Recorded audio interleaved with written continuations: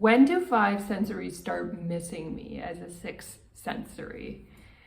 An important need to be aware of with five sensories is that they operate much like batteries.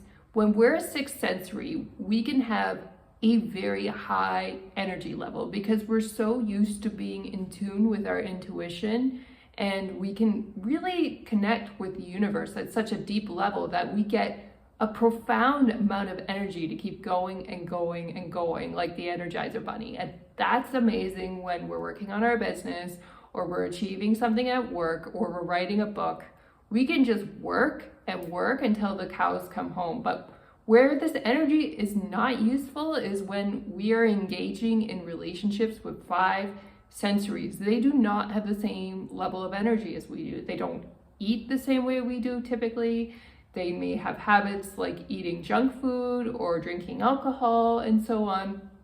And so they have a battery that drains really, really quickly compared to our battery as a sixth sensory. We can be still going on 80 or 90% and they are already at zero.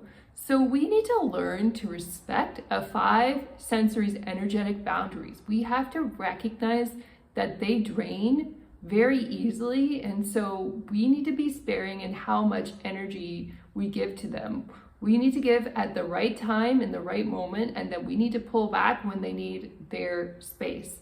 They need their time to recharge their batteries, and they may do that by doing things that we don't necessarily understand as a sixth sensory. Maybe they go to the bar with their buddies, or they go watch football and they drink all kinds of liquids that we would never touch as a sixth sensory.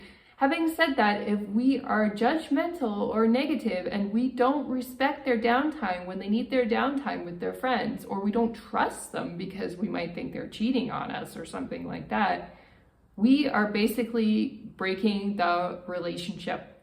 We are basically screwing things up when it's completely unnecessary. All we really needed to do was pull back and just leave them alone when they're doing their thing. So when we've had a really high quality time together with five sensories, to us, it might feel like a very short period of time. Maybe we're used to spending all day with really close friends and family, just keenly listening or sharing books or focusing on cooking and doing things that are a little bit challenging and require focus, but to us it's constructive fun and it doesn't exhaust us at all. But when we're with a five sensory, maybe their window of being able to pay attention is like 45 minutes, and then that's it, they're done, they're cooked for the day. And sometimes it's even less than that.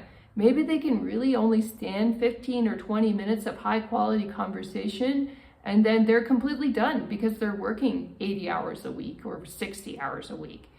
And we have to respect those energetic boundaries as six sensories. Just because we have the capacity to go and maybe we can work a day job and a night job to pay our bills, does not mean necessarily that five sensories operate at the same level of energy. They may have addictions, they may have other things going on in their lives that we're not aware of. And so we need to assume that that window of opportunity where we can have their high quality attention is quite limited. And then when it's over, we can't be attached and constantly messaging them, constantly being needy or calling them up, wondering, hey, do you miss me? I'm really bored. By the way, it's a very terrible thing to say that you're bored, because that shows you can't take care of yourself or your own needs to even keep yourself entertained. But five sensories will get really, really messed up by this. And they will see you as somebody who is not a serious relationship prospect if you engage in this kind of behavior often enough. You're setting yourself up for disappointment and becoming the category of a hookup to a five sensory rather than a serious.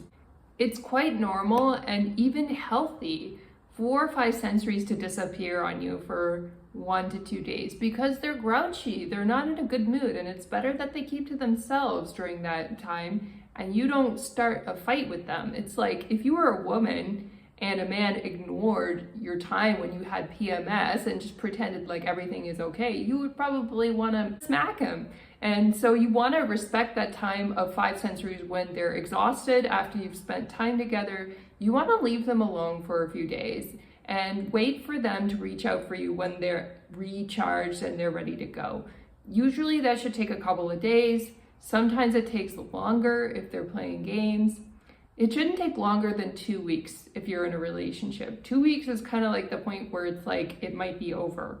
But having said that, if you're just dating, there's no real timeline on this. They can come and go in a long period.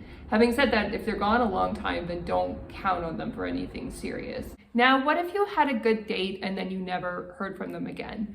Well, be grateful that you had a good date. You know, people are not obligated to behave well in this day and age, even at the very early phases. So if you got that far and it was all positive and you didn't hear from them again, celebrate that you got that far. At least you've made some progress. And if it's a relationship and they've disappeared on you, it might be time to just say that things aren't working for you and that it's time to break up. Don't worry about what they're doing at that point. Just understand that something has happened that they don't want to share with you, and it's probably time to move on. I don't know if you've heard of the concept of surrendering control to the universe when you're manifesting, but this principle can be extremely key to your relationships with 5 sensories as well. Surrender control to them and let them invest in you, and that way you know your relationship is real. It might feel really strange to give the reins of control over to a 5 sensory by meeting their needs and allowing them to take the first steps, either establish a relationship or maintain it, because we're so used to taking initiative in other areas of our lives as 6 sensories.